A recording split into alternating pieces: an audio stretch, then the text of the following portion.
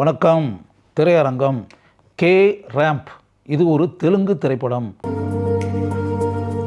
இந்த திரைப்படத்தினுடைய இயக்குனர் ஜெயின்ஸ் நானி. இந்த திரைப்படத்தினுடைய கதாநாயகன் கிரண் அப்பாவரம். குமார்ன்ற கதாபாத்திரத்தில் நடிச்சிருக்காரு. பணக்கார வீட்டு பையன். அவருடைய அப்பா சாய் குமார். தன்னுடைய மகன் தனக்கு அடங்காத பிள்ளை அப்படின்றதெல்லாம் தெரியும்.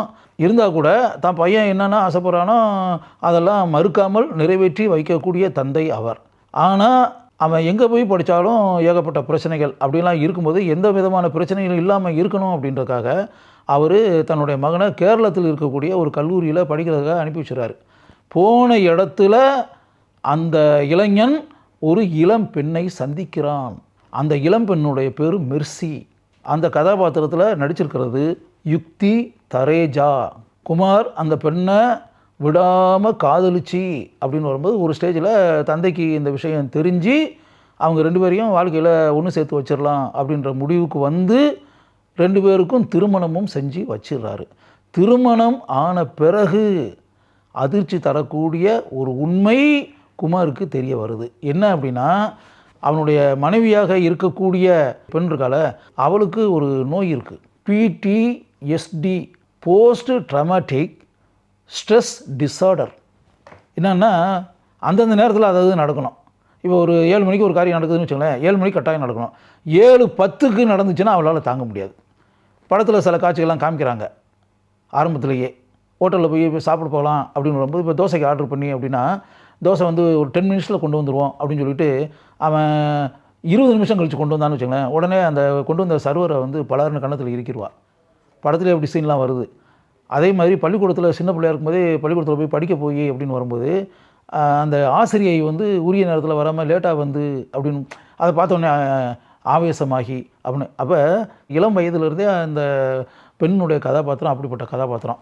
நேரத்துக்கு எல்லா காரியமும் நடக்கணும். அந்த நேரம் தவறி நடந்தால் அவளால் தாங்கிக்கிற முடியாது அப்படின்னா கோவப்பட்டு எப்படி இப்படின்ற மாதிரி இருக்காது. அந்த அறையில் அந்த வீட்டில் இருக்கக்கூடிய எல்லா பொருள்கள் இருக்குல்ல, எல்லாத்தையும் எடுத்து வீசி எரிஞ்சிருவா, நொறுக்கிடுவா. பீரோ இருக்குன்னா பீரோவை தள்ளி விட்டுருவா. கண்ணாடி ஜன்னல் இருக்குன்னா அதை எரிஞ்சு உடச்சி விட்ருவா.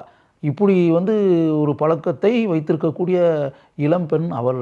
திருமணம் ஆன பிறகு தான் இந்த விஷயம் அவனுக்கே தெரியும். தெரிஞ்ச பிறகு இப்போ கல்யாணமே ஆயிடுச்சுல, ஆன பிறகு இப்படிப்பட்ட குறைபாடு அவளுக்கு இருந்து அப்படிங்கும்போது அதனால் எவ்வளோ பெரிய பிரச்சனைகள்லாம் இவனுக்கு வருது அப்படின்ற ஒரு விஷயம் இருக்குல்ல.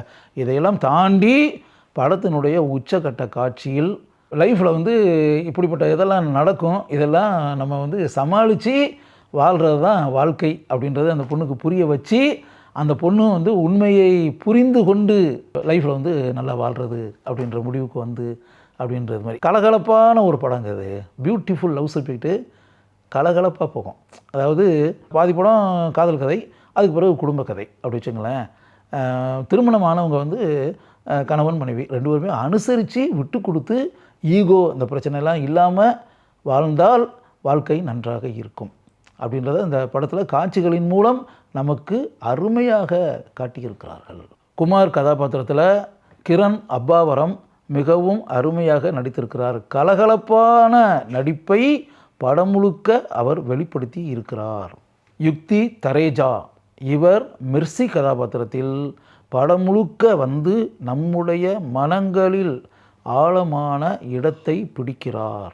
நடிகை விஜய நிர்மலாவின் மகன் நரேஷ் படம் முழுக்க வரக்கூடிய அருமையான கதாபாத்திரத்தில் நடித்து படத்தின் கலகலப்பிற்கு உதவுகிறார்.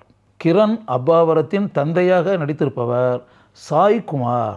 ஒரு தந்தை கதாபாத்திரத்தில் சாய் குமார் எந்த அளவிற்கு தன்னுடைய திறமையை காட்டுவார் என்பது நமக்கு நன்கு தெரியும். அந்த கதாபாத்திரத்திற்கு கச்சிதமாக பொருந்தியிருக்கிறார் சாய் குமார். சைதான் பரத்வாஜ் இவர்தான் இந்த திரைப்படத்தினுடைய இசையமைப்பாளர். கவித்துவ தன்மை கொண்ட ஒரு திரைப்படத்திற்கு எந்த அளவிற்கு மிகவும் சிறப்பாக இசையமைக்க வேண்டும் என்பதை நன்கு உணர்ந்திருக்கக்கூடிய இந்த இசையமைப்பாளர் தன்னுடைய பணியை சீராக செய்திருக்கிறார். பாடல்கள் பாராட்டப்படக்கூடிய அளவிற்கு இருக்கின்றன. பின்னணி இசை படத்தின் கதையோட்டத்திற்கு இயைந்து அருமையாக உதவி இருக்கிறது. சிறிது கூட போர் அடிக்காத அளவிற்கு இந்த திரைப்படத்தை கலகலப்பாக இயக்கியிருக்கிறார் ஜெயின்ஸ் நானி.